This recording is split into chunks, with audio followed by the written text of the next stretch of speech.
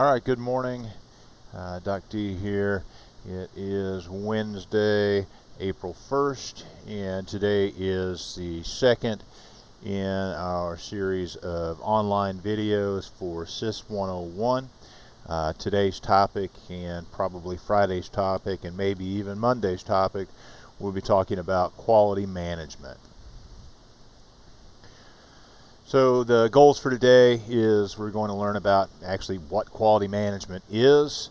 We'll learn about Philip Crosby and his 4 absolutes of quality, and we'll look at the relationship of quality to cost. So just to start with, so we have 2 different scenarios here. Which restaurant from these 2 scenarios has the best quality? We have A, by the ocean, steak and seafood, award-winning chef. And we have B, locally sourced ingredients, farm to table, kid-friendly atmosphere, fresh foods that kids will eat, and it's located right there in your city. And so a lot of people will look at this and say, well, gee, A obviously has the most quality, while there are others who are probably looking at B and being like, well, that is the most quality. All right. And so what makes the difference? And so, I would pose the question, how many of you are allergic to seafood? Or how many of you don't like seafood? And so if you are one of those people, then A automatically just gets a big red X. On the flip side, if you have children, which most of you probably do not, but if you have children, then having a kid-friendly atmosphere that's local, and maybe you value the farm-to-table concept, and so then B would have more quality per se. And so quality is kind of an ambiguous word, and we're going to try to help flesh out what quality actually is, and give you some benchmarks for what quality is and how we can measure it. And then we're also going to talk about, how do we address quality. And Crosby is critical in talking about how we address quality. And of course, this will be from a manufacturing standpoint. So as I said earlier, the question posed was which of these meals has the best quality, and then so from whose perspective are we asking? From the producer, from the consumer, from the bill payer, from the multiple people, and what do you mean by quality? That's that ambiguous term. What is this quality thing?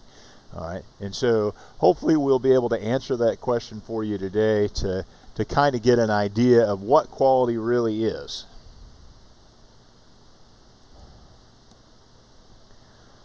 So first we'll talk about Philip Crosby. He's known for his zero defect philosophy, which has 4 major tenets. Quality means conformance to requirements, not goodness.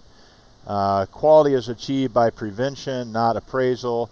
And we'll talk quite extensively about that concept. And I believe he's in the right vein, though it's not 100% utilitarian. And then quality has the performance standard of 0 defects, not acceptable quality levels.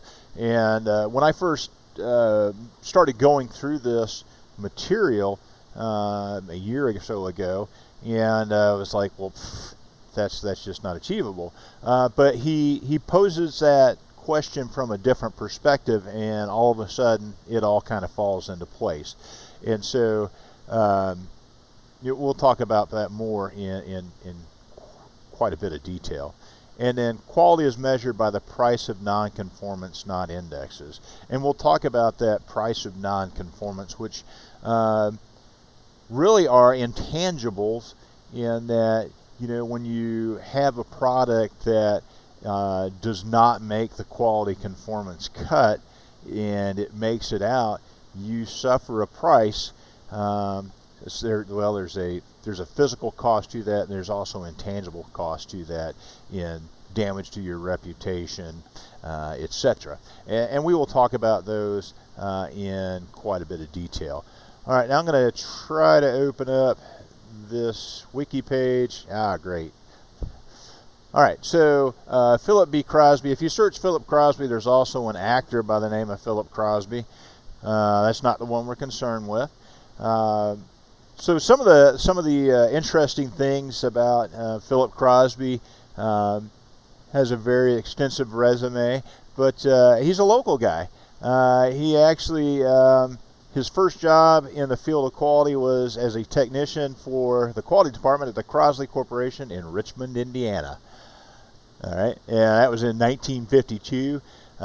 He worked in Mishawaka, Indiana as well, and then of course, you know, he went nationwide and did a lot of different consulting jobs across the nation and even worldwide. All right.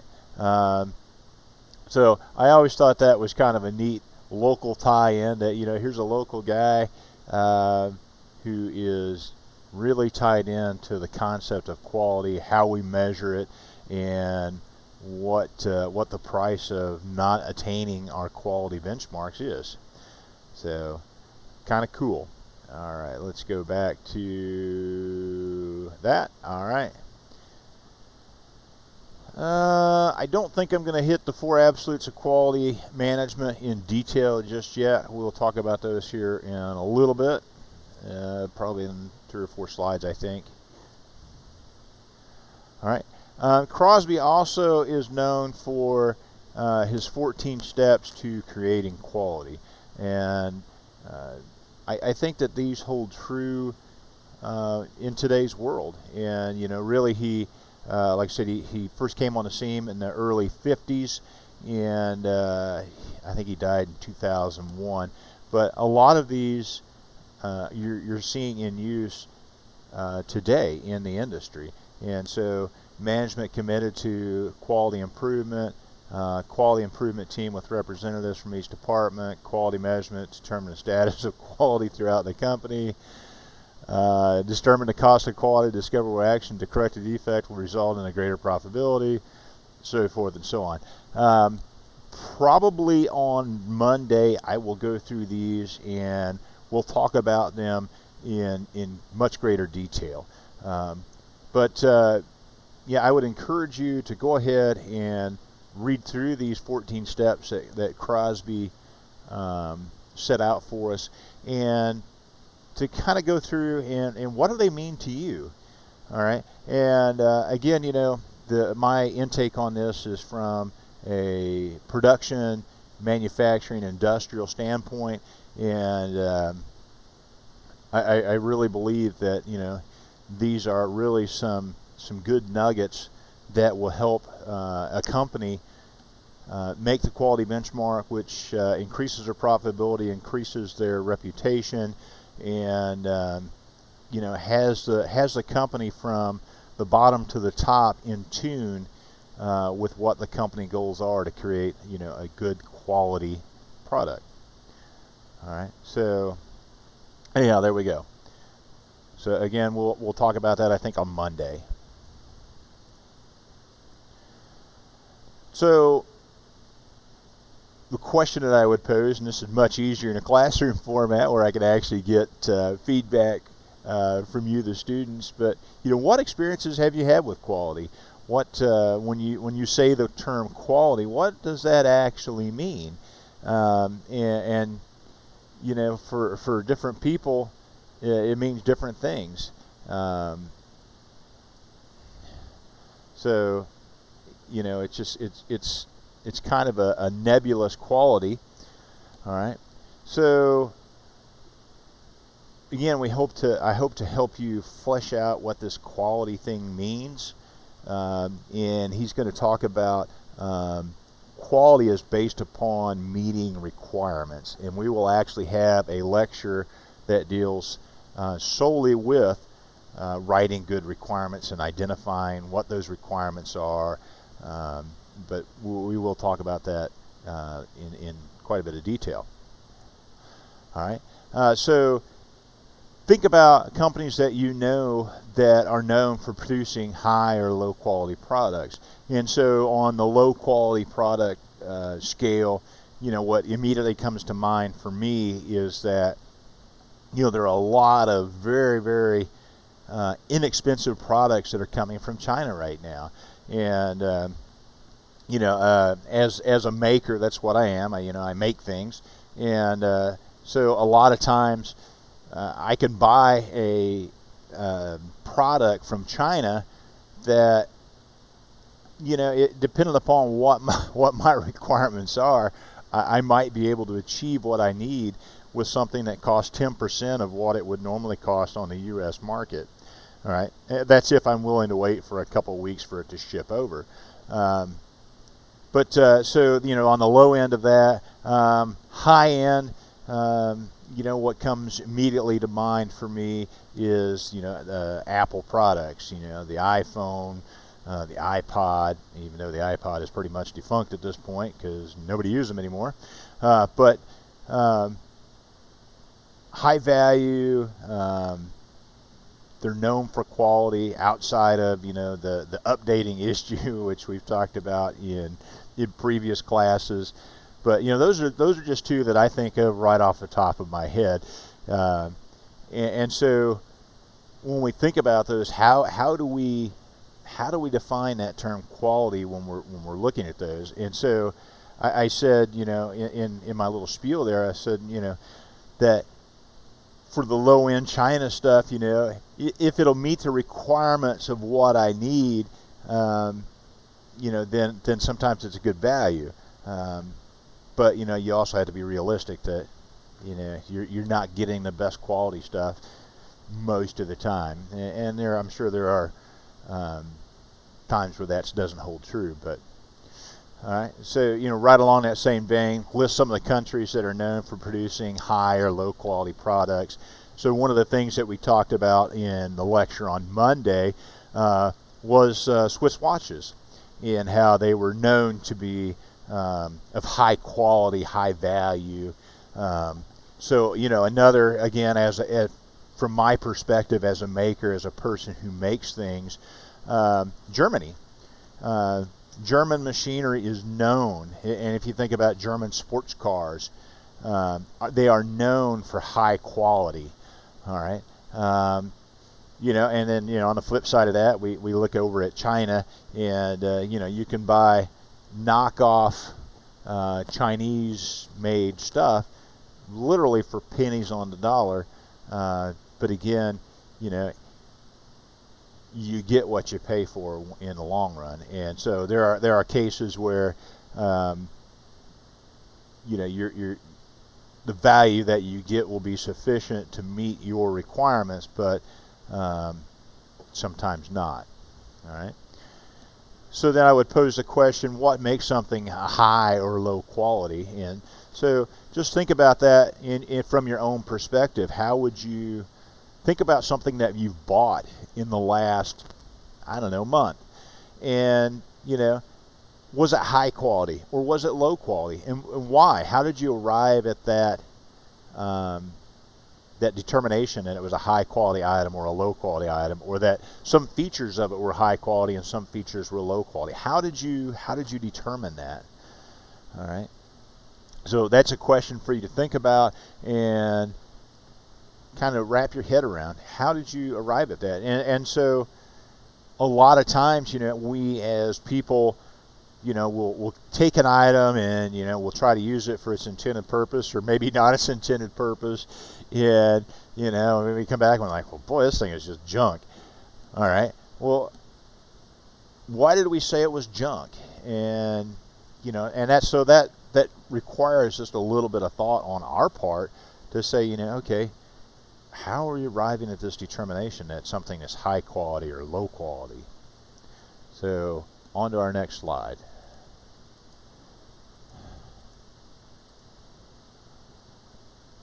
All right, according to Webster, the degree of excellence which a thing possesses. That was less than useful.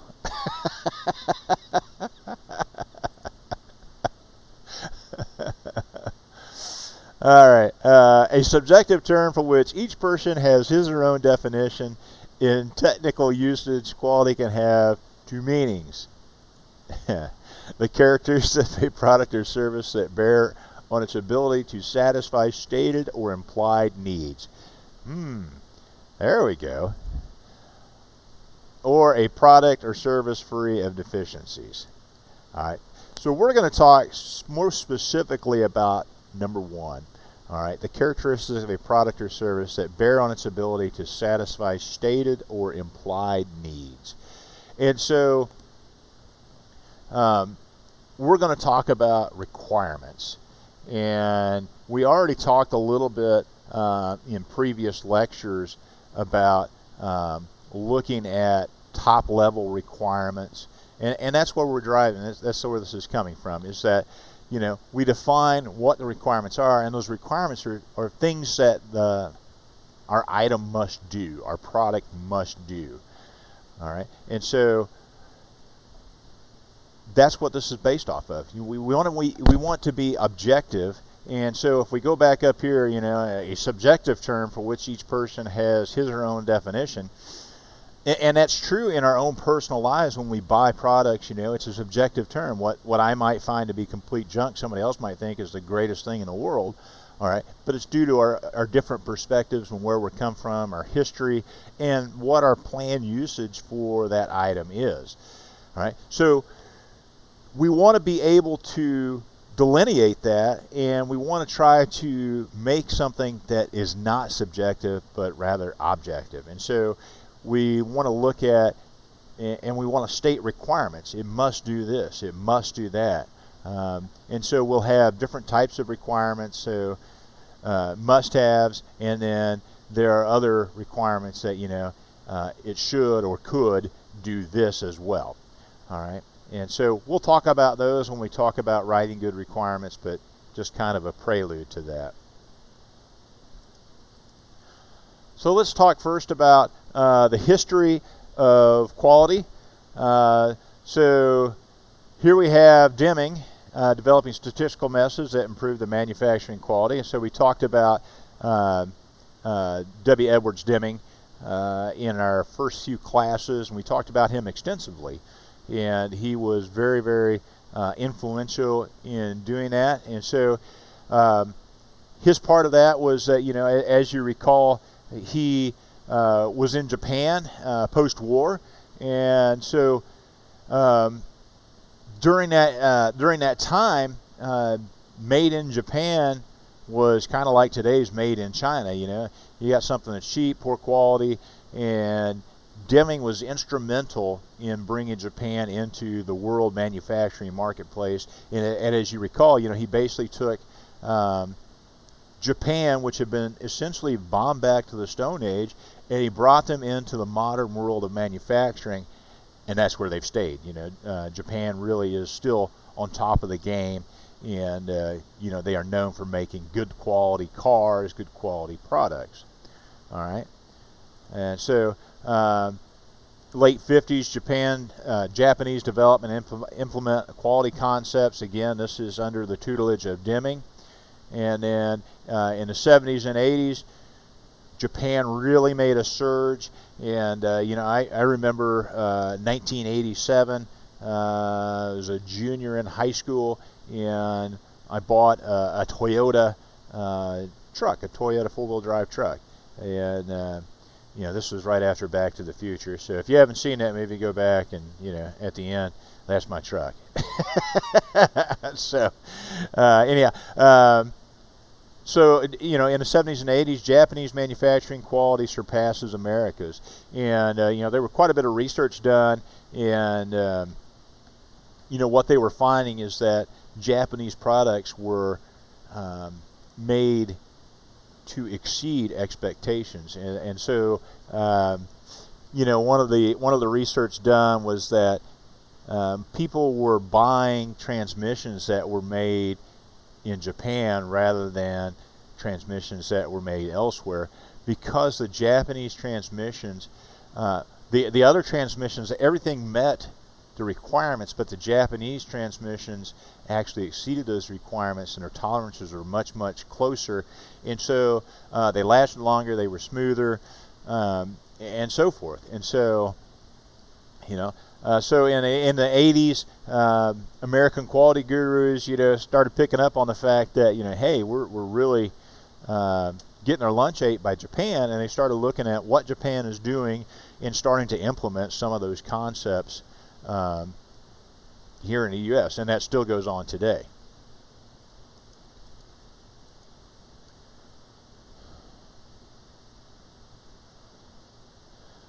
All right, so quality is free. This was one of the books by Crosby. He was one of the quality gurus, along with John Deming. Not John Deming. Wow. That's one of our actual professors here. W. Edwards Deming and Jiran and Taguchi. He was famous for introducing the zero defects as a management philosophy. We'll talk about the zero defects. Like I said, he wrote this book, Quality is Free. He also wrote Quality Without Tears and several other influential books. So he really was, and so he kind of dovetails with Deming. And so, Deming came in right at post-war, and then, he was still doing stuff up until, I think, the late 90s. And then, so then Philip Crosby kind of dovetailed in along with Deming, and they built some very complementary ideas about production and how to create a productive and profitable workplace. All right. So the state of quality management in business in the U.S. in 1979 was pretty poor. All right, and so management and quality were two separate ideals, two separate plates that a company would look at, and see,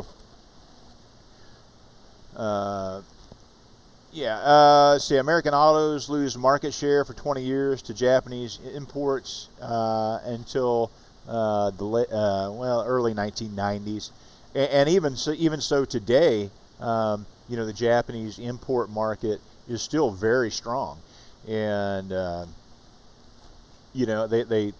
routinely surpass a lot of the American manufacturer of automobiles.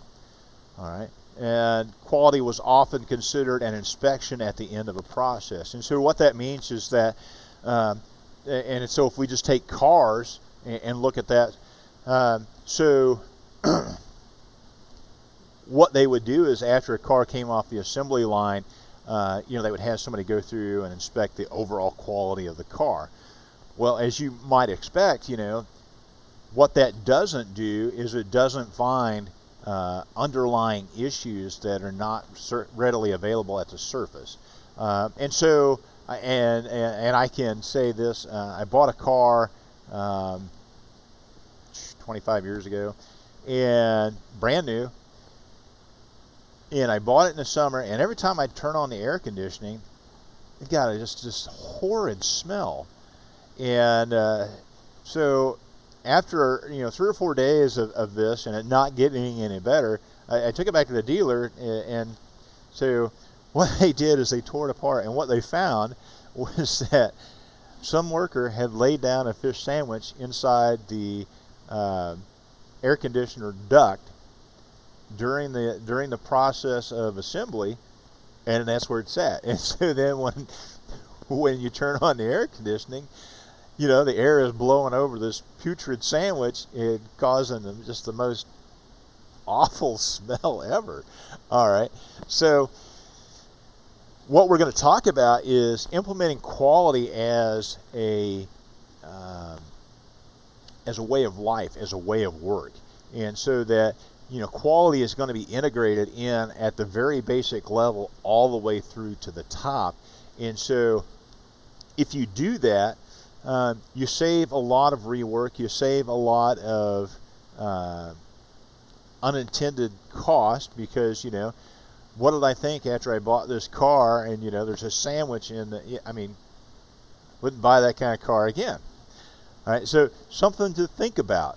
All right, but so it costs a little bit more to implement quality management as a system that goes from every aspect of the assembly and manufacturing process all the way through to the end. It costs a little bit more to do that, but the cost savings in saving rework, of having parts have to come back in, of parts getting out to the consumer and then having to be replaced, and then taking those hits to your reputation, you know, those are very, very high costs. And so if we can prevent that from happening, then, you know, we're going to save money, and we're going to build our reputation and our influence.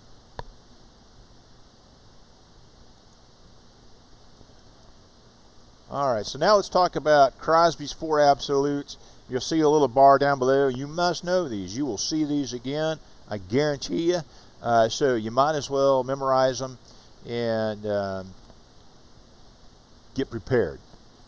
All right, let me do a time check here, see where I'm at on recording. All right, I'm at 25 minutes.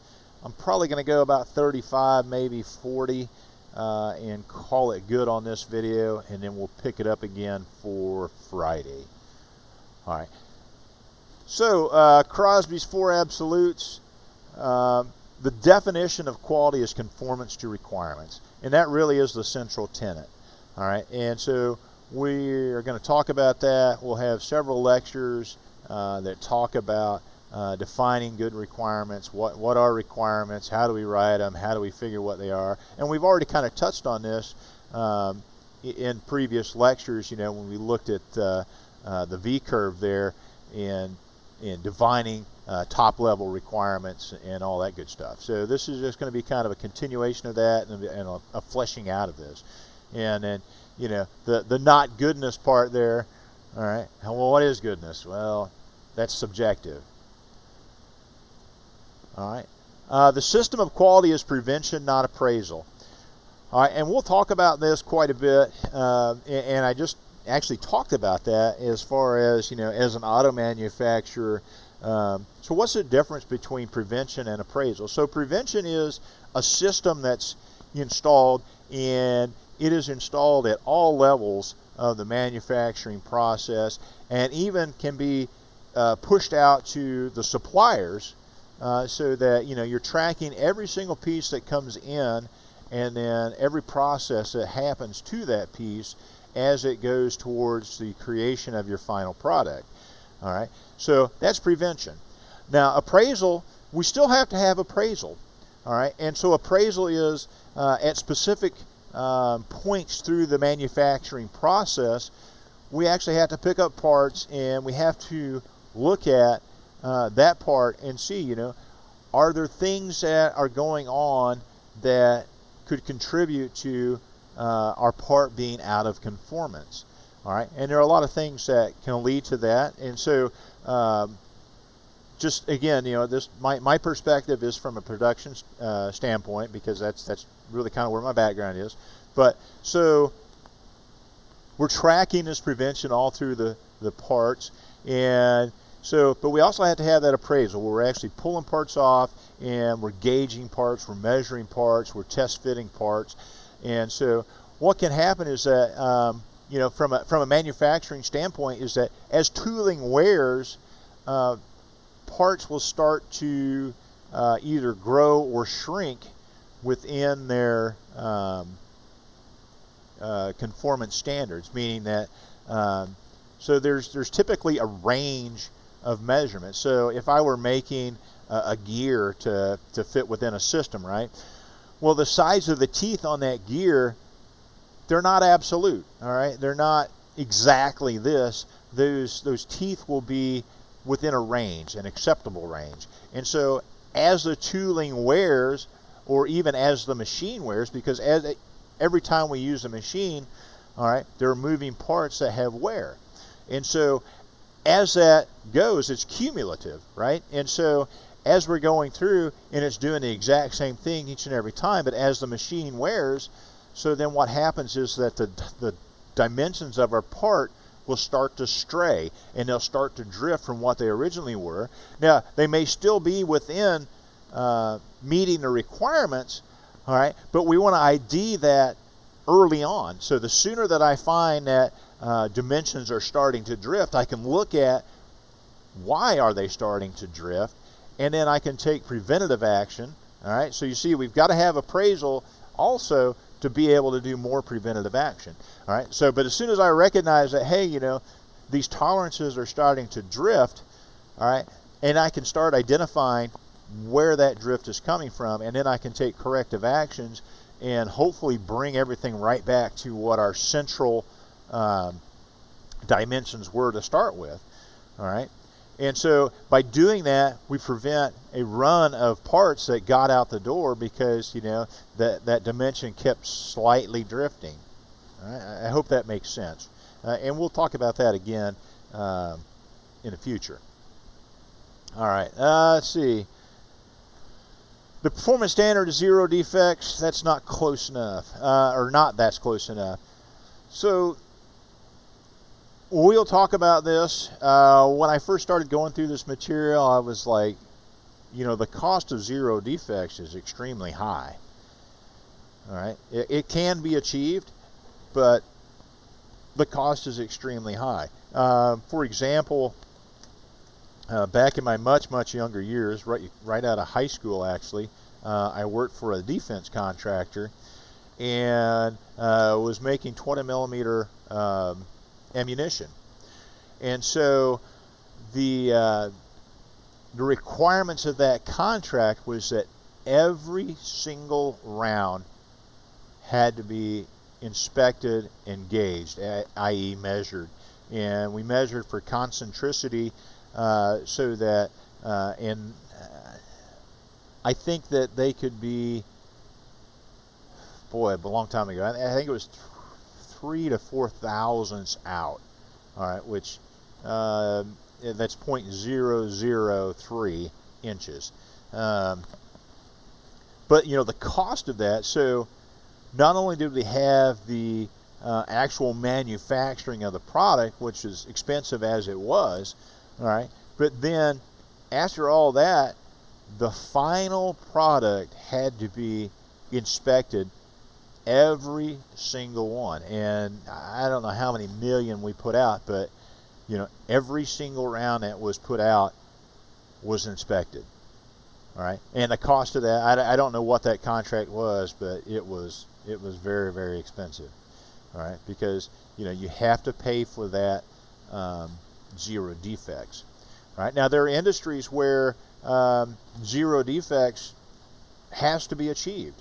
All right, and we'll talk about that a little bit further. One of those being the airline industry, and there's a slide that actually talks about that. So when I first read this, again, this depends on your perspective. If you're looking at this from the airline industry, yeah, if we had 10% of our flights that crashed, yeah, that wouldn't be good. All right, that's not good enough. All right, and so there's some statistics on that slide that talks about the airline industry and what even 1% would be. All right, and it's pretty scary. All right, and so hopefully it will give you a new appreciation for the airline industry and the fact that they do very well towards this 0 defects policy. All right, and then the measurement of quality is the price of non-conformance. All right, and I've already kind of talked about this a little bit, but we'll talk about it in more depth. In that, again, the price of non-conformance. That sounds kind of ambiguous in and of itself, but basically what that means is that when you have materials that get out to the consumer, all right, there's a huge price that you're going to pay, in cost to your reputation, in direct cost to replace those things that got out, reworking of those parts or scrapping of those parts. So we'll talk about that some more.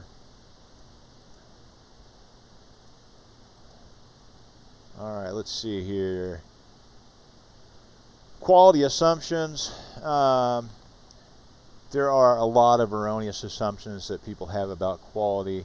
And so we'll talk about some of those. I don't know. Some of these I don't necessarily agree with. I think that they're in the right vein, but not necessarily. So, quality is goodness that costs money. Well, quality does cost money. All right. In order to make a quality product, you have to spend money. You have to be willing to spend money to focus on quality and to make sure that what you're producing. So it's not necessarily an erroneous assumption, because it does cost money. All right, but as I stated earlier, if you implement quality from the get-go, from the very start, and you implement it at all levels of the company, then it doesn't cost extra money to do that. All right, it costs a little bit more to implement at the start, but once it's implemented, it really doesn't cost anything, because it's just the way that we do business. There's an economics of quality. Can't afford it to make it that good, and I would say that there are times when that is true. You know, if you define requirements that are so restrictive, then the cost of manufacturing that product goes up exponentially. And so an example is that if I specify a part that's going to fit somewhere, right, and I give a range of the dimensions of that part, and I say that, oh yeah, and it has to be within, you know, 1 or 2 thousandths, 0.001 thousandths of an inch. All right, and so that's a fairly tight tolerance, but that's doable. And you know, just about any machine shop can turn out a part to 1/1000th of an inch, you know, over say 6 inches. All right, now if I decide that, you know, hey, I really have to have this very precise, and I say, well, I need that to be within 10 thousandths of an inch, so that's 0.0001. The cost from that tolerance of 0.001 to the cost of 0.0001 is exponentially more. All right, because you're creating a situation where, you know, there are only few machines that can hold that kind of tolerance, and those machines that are capable of holding that type of tolerance are very expensive, which means that we also have an operator who costs a lot more dollars per hour to make that part. We also have to have a higher quality of material in order to hold those tolerances. And so the cost doesn't just increase a little bit, it doesn't double or triple, it's more like a 10 times or more expansion in cost. All right, so when we talk about writing good requirements later, you know, that's one of the things that we'll talk about is, you know, as long as you have reasonably written requirements, then yeah, this is a false statement. You know, you can't afford to make it that good. That's not true. All right, but if you have unrealistic requirements, or again, you're in an industry where you require an ultra level of precision, then yeah, you may not be able to afford to make it. All right, quality is intangible and not measurable. So quality is tangible and it is measurable. That's the whole purpose here, is to make this non-subjective, but to make it objective. All right, and so by writing requirements that can be measurable, all right, we'll talk about the whole SMART thing: specific, measurable, attainable, realistic, and time-based. All right, I'm sure everybody's heard that before. You know, then it becomes they are tangible and measurable. All quality problems originate with workers. That's not true. I would say probably half does originate with workers, but that is a multi-pronged thing in that were the workers trained? Are their supervisors trained? Are they all on the same sheet of music? Are they all working towards the same goal? Where did that come from? That came from W. Edwards Deming, right? A unified company, all working towards the same goal. So, but there are a lot of other areas where quality problems can originate. All right, and again, so how do we find those? How do we identify those? How do we address those? All right, and so ideally we want to prevent those, but we also need to have that appraisal thing going on at the same time, so that we're avidly working towards prevention, and we're also back checking to make sure that hey, something didn't slip through, or that we have something that is not a problem yet, but it will be shortly. Okay. All right, and then quality is a problem of the quality department. That one really is true. That probably ought to be the number one. All right. In a lot of industries that you'll see, quality is the department of the quality, and it is their problem. And that's the mindset. From the workers all the way through to management, is that hey, you take that to the quality department. All right, but it's not. Quality is the problem of each and every person who works in that setting, and that mindset is the thing that can help reduce quality issues. Quality is a bunch of features no one really cares about. Again, quality is going to be based upon requirements. All right, and so those requirements are set out by the customer, saying, hey, it must do this, this, and this. All right, and then the features we are building address those requirements. All right, so yeah, not true. All right, where are we at on time here?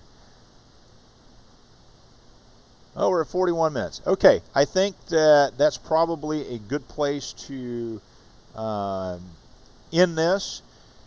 Please write your thoughts either by email to me, or you can post them in the videos. I changed up the recording method on this, and so I think that hopefully my voice levels will be a little bit better, and hopefully this noise canceling microphone has blanked out a lot of the background stuff that's going on. Please let me know, and I will continue to strive forward on this and make good quality recordings for us. And and again, much easier to do this stuff in person, so that I can see the looks on your faces. I can write stuff on the board. I can push and pull information from you, the audience. And so this is a little different. I'm operating in a void. I don't have any real feedback from you, and so really difficult to gauge that you're getting the information. All right, I'm trying to add some very relevant things from my own history and past and knowledge, and hopefully those are helpful to you. I could go to a Zoom presentation model where we log in and everybody's on Zoom. I don't really want to go to that.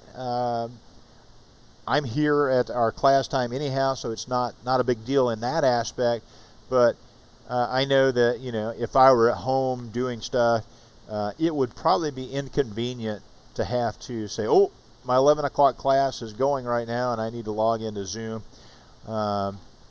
So for now, I think we're going to continue to strive in this direction, and hopefully this will work. So anyhow, let me know your thoughts. Let me know how this is received. What can I do to make things better? How can I better address your learning, and so forth. So anyhow, I've already uploaded the slide index to Moodle yesterday, and just finishing this up now. So God bless. My prayers are with each and every one of you in the nation. I hope that things are going well with you. I hope that health and wellness are current in your situation, and if you aren't healthy, let me know, and I will say some prayers for you. And yeah, Miss you all, and I hope that this doesn't last too much longer. Talk to you out.